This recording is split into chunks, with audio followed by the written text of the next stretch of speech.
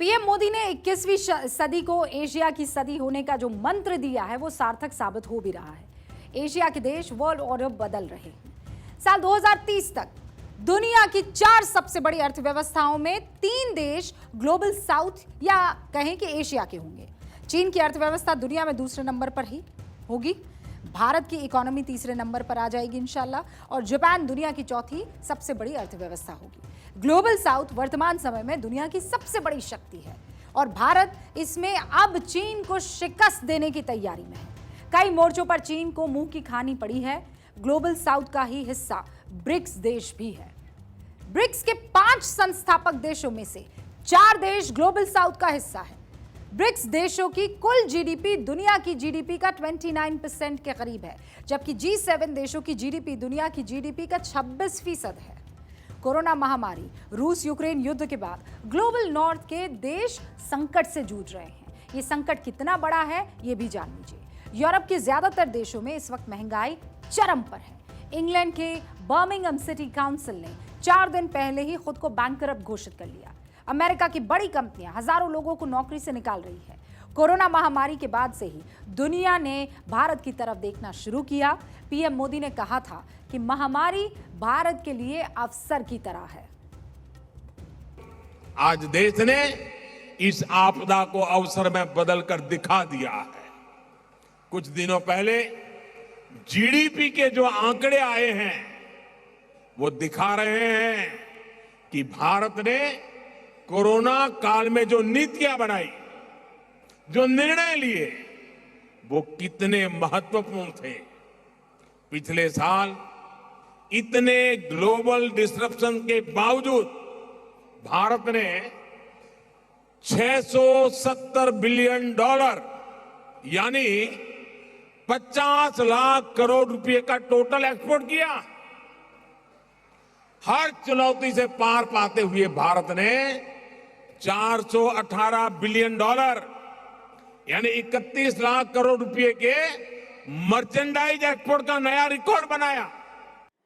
Corona महामारी के दौर में भारत ने वैक्सीन डिप्लोमेसी के जरिए दुनिया तक अपनी पहुंच बनाई। आप जानते हैं अफ्रीकन यूनियन के देशों को भारत ने कोरोना से लड़ने वाली वैक्सीन मुफ्त दी।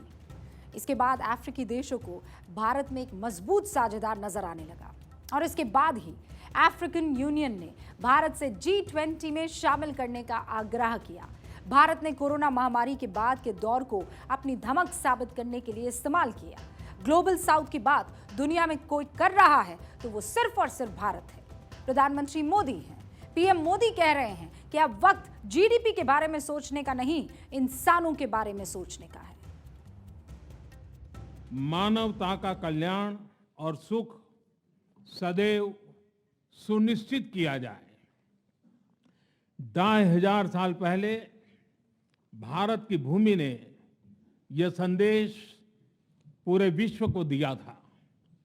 आइए इस संदेश को याद कर इस G20 समिट का हम आरंभ करें। 21वीं सदी का यह समय पूरी दुनिया को नई दिशा दिखाने वाला और नई दिशा देने वाला एक महत्वपूर्ण समय है। ये वो समय है जब बरसों पुरानी चुनौतियां हमसे नए समाधान मांग रही हैं और इसलिए हमें ह्यूमन सेंट्रिक अप्रोच के साथ अपने हर दायित्व को निभाते हुए ही आगे बढ़ना है। अफ्रीकन यूनियन का G20 देशों में शामिल होना पीएम मोदी के ग्लोबल साउथ विजन का सिर्फ एक हिस्सा है। ये विजन अफ्रीकी देश से कई ज्यादा बड़ा है। भारत का विजन वसुधैव कुटुंबकम वाला विजन है। I want to thank you, Mr. Prime Minister. One Earth, one family, one future. That's the focus of this G20 summit. देखिए, भारत ने जनवरी 2023 में voice of global south summit आयोजित किया था। इस समिट में पीएम मोदी ने विकासशील देशों के विकास का समर्थन करने के लिए 5 पहल की घोषणा की थी। पहली पहल क्या थी? Number 1, global south centre for excellence, जिसमें विकास में आने वाली रुकावटों के समाधान पर जोर दिया जाएगा।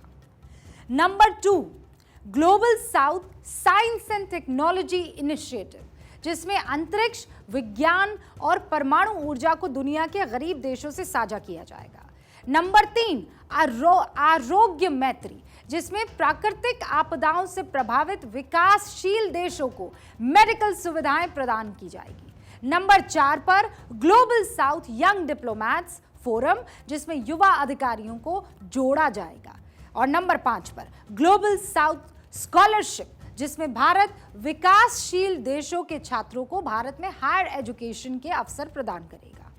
भारत ने G20 देशों से ग्लोबल साउथ के देशों की मदद करने का भी आह्वान किया। भारत की कोशिश है कि आर्थिक संकट से जूझ रहे देशों को सहयोग दिया जाए, उन्हें समस्या से बाहर निकाला जाए। भारत की कोशिश है कि कम आय वाले देशों को कर्ज के बोझ से बाहर निकाला जाए। कम आय वाले दुनिया के 72 देशों पर अभी 326 अरब अमेरिकी डॉलर का कर्ज है। अफ्रीकी देशों को इंडियन मॉनेटरी फंड से भी लोन ज्यादा दरों पर मिलता है। आज G20 के प्रेसिडेंट के तौर पर भारत पूरी दुनिया का आह्वान करता है कि हम मिलकर सबसे पहले इस ग्लोबल ट्रस्ट डेफिसिट को एक विश्वास, एक भरोसे में बदलें।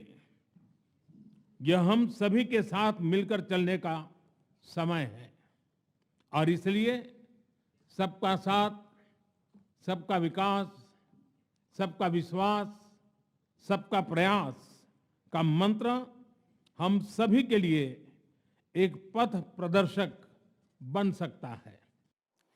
दिल्ली में चल रहा G20 सम्मेलन one earth one family one future पर आधारित है। आज 2 सेशन हुए हैं। One earth post lunch one family पर बात हुई, कल वन फ्यूचर पर सेशन होगा।